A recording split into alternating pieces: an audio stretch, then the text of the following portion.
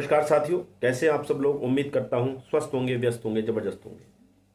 तो साथियों, सर्वप्रथम आप सभी को हर्ष उल्लास, सद्भाव और प्रेम से ओत प्रोत इस होली पर्व की बहुत बहुत शुभकामनाएं।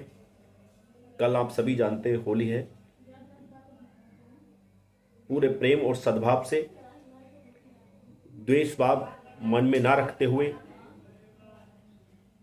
अपने आप को इस होली को समर्पित करें। एक दूसरे के प्रति सद्भाव और प्रेम के साथ प्राकृतिक रंगों से होली खेलें। केमिकल वाले रंगों से बचें, ताकि जो होली खेल रहे हैं हमारे साथ वो कहीं ना कहीं सब हमारे अपने हैं, तो किसी को नुकसान ना हो। इसलिए कोशिश करें केमिकल फ्री होली खेलें और प्राकृतिक गुलाल से होली खेलें। गीले रंगों से बचें, क्योंकि मौसम अभी जो है गुलाबी ठंड वाला मौसम है। इसलिए कोशिश करें कि भीगने और भिगोने से बचें।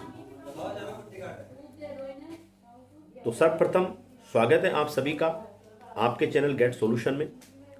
और साथ ही निवेदन है उन सभी साथियों से जो चैनल पर पहली बार विजिट कर रहे हैं या कहीं ना कहीं लगातार विजिट कर रहे हैं लेकिन चैनल को अभी तक सब्सक्राइब नहीं किया है, तो निवेदन है वीडियो को दूसरे अपने शिक्षक साथियों तक साझा करते हुए चैनल को अभी के अभी आज ही सब्सक्राइब कर लें। बेल आइकन को हिट करना बिल्कुल ना भूलें, ताकि हमारे द्वारा दी जाने वाली टेट प्रकरण से जुड़ी छोटी बड़ी जो भी अपडेट हो वो आप तक समय से पहुंचती रहे।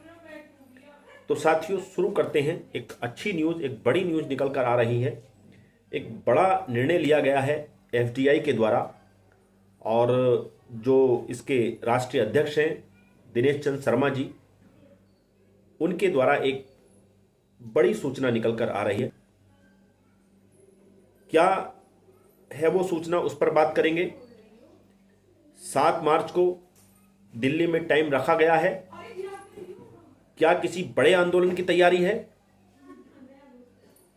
क्योंकि आप सभी जानते हैं कि फरवरी माह में जो ट्विटर पर हैशटैग का जो ट्रेंड चला वो दिनेश चंद्र शर्मा जी के आह्वान पर चला, और इंडिया ही नहीं, हम बात करें तो वर्ल्ड पे नंबर 1 पर वो ट्रेंड रहा। उसके बाद शिक्षकों ने काली पट्टी बांध करके हाथों में शिक्षण कार्य किया। तो सारी चीज़ें आपने देखी। उसी क्रम में जो है अब टीएफआई के राष्ट्रीय अध्यक्ष जी ने यानी दिनेश चंद्र शर्मा जी ने एक निर्देश जारी किया है, एक सूचना जारी की है कि 7 मार्च को जो है दिल्ली जो भी कार्यकारिणी के सदस्य हैं इस टीएफआई के, वो सब लोग वहाँ पर एकत्रित हों और आगे की रणनीति बनाने पर बात की जाएगी। तो उस पत्र को देख लेते हैं, उस पत्र में आखिर क्या है। पहले उस पर बात करेंगे, फिर आगे बात करेंगे।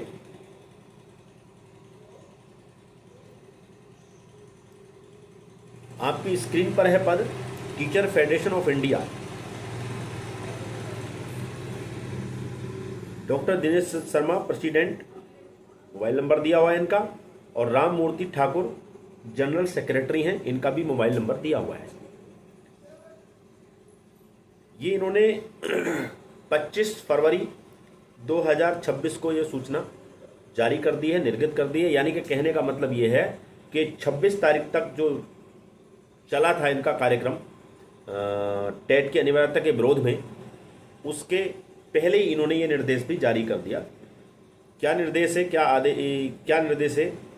टीचर फेडरेशन ऑफ इंडिया के कार्य समिति की एक आवश्यक बैठक दिनांक 7 मार्च 2026 दिन शनिवार को दोपहर 12 बजे से कॉन्स्टिट्यूशन क्लब ऑफ इंडिया नई दिल्ली में आहूत की जाती है। यानी कि निश्चित कर दी गई है कि 7 मार्च को जो एक मीटिंग होनी है, किसकी? फेडरेशन ऑफ इंडिया की कार्य जो समिति है उसके सदस्यों की एक बैठक जो है वहां पर बुलाई गई है।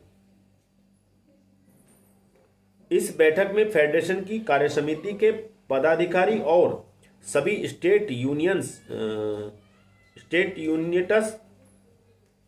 अध्यक्ष एवं महासचिव की उपस्थिति अपेक्षित है। यानी कि जो अध्यक्ष हैं, जो यूनिट्स हैं शिक्षक संगठनों की, सभी स्टेट्स की, उनके अध्यक्ष और उनके जो सचिव हैं, महासचिव, उनको वहाँ पे उनकी उपस्थिति वहाँ पे अनिवार्य बताई गई है। बात करें क्या बैठक में बिंदु हैं, उस पर बात करें। बैठक में मुख्य बिंदु क्या हैं? तो बैठक में जिन बिंदुओं पर विचार किया जाएगा वो इस प्रकार हैं। टीईटी की अनिवार्यता के विरोध में फेडरेशन के आंदोलनात्मक गतिविधियों का निर्धारण किया जाएगा। यानी कि इस बैठक में निश्चित किया जाएगा कि कहां कहां किस तरीके से कब कब हमने टीईटी के विरोध में आंदोलन करना है और कितने बड़े स्तर पे करना है और किस तरीके से करना, उसकी पूरी रूपरेखा में की जानी है। ये बिंदु उस पर बात करता है।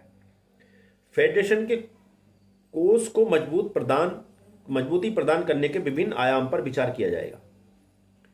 यानी कि आप सभी जानते हैं कि कोई भी लड़ाई बिना फंड के नहीं लड़ी जाती। जब तक आर्थिक रूप से आपका जो संगठन है वो मजबूत नहीं होगा, तब तक आप जो है कोई भी लड़ाई, जीतना तो बड़ी बात है, आप लड़ भी नहीं सकते। जीतना तो लड़ने के बाद की प्रक्रिया है कि उसका परिणाम है वो तो, लेकिन आप लड़ाई लड़ भी नहीं सकते। यानी कि कहने का मतलब ये है कि जब तक आप आर्थिक रूप से मजबूत नहीं होंगे, यानी आपका संगठन जब तक आर्थिक रूप से मजबूत नहीं होगा, तब तक आप जो है उस दिशा में अच्छे से लड़ नहीं सकते।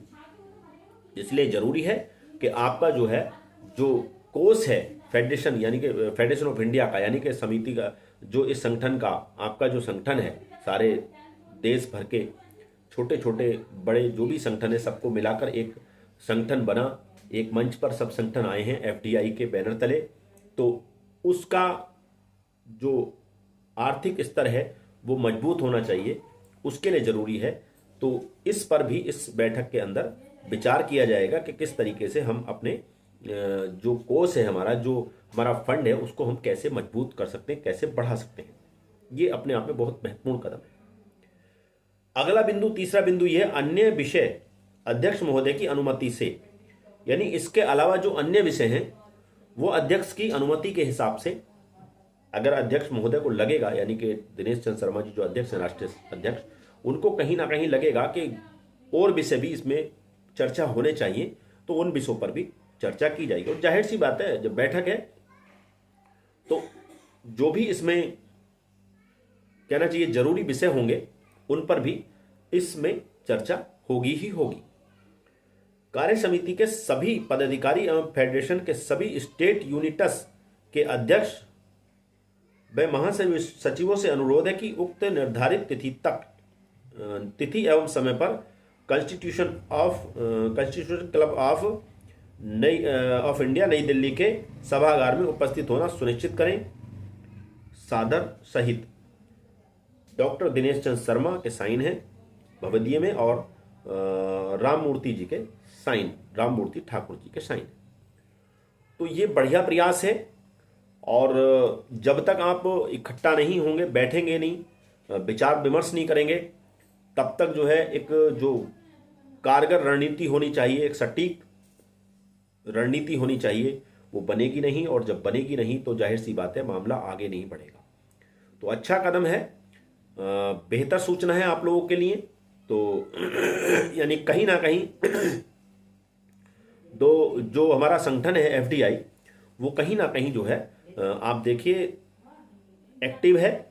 आप शिक्षकों के हितों को लेकर के, आप शिक्षकों की सेवा सुरक्षा को लेकर के, क्योंकि आप देख रहे हैं कि अभी तक जो है सरकार की तरफ से कोई अभी राहत की कोई रास्ता खुलता हुआ दिख नहीं रहा है। रिव्यू पिटिशन की हम बात करें, न्यायालय की तरफ की हम बात करें, तो वहाँ पर भी अभी कोई आपको कोई रिलीफ सा महसूस नहीं हो रहा है, क्योंकि वो मामला पेंडिंग पड़े हुए, कोई उनमें अभी प्रोग्रेस नहीं हो रही है। अभी कोई भी उनमें अभी वो आगे नहीं बढ़े हैं।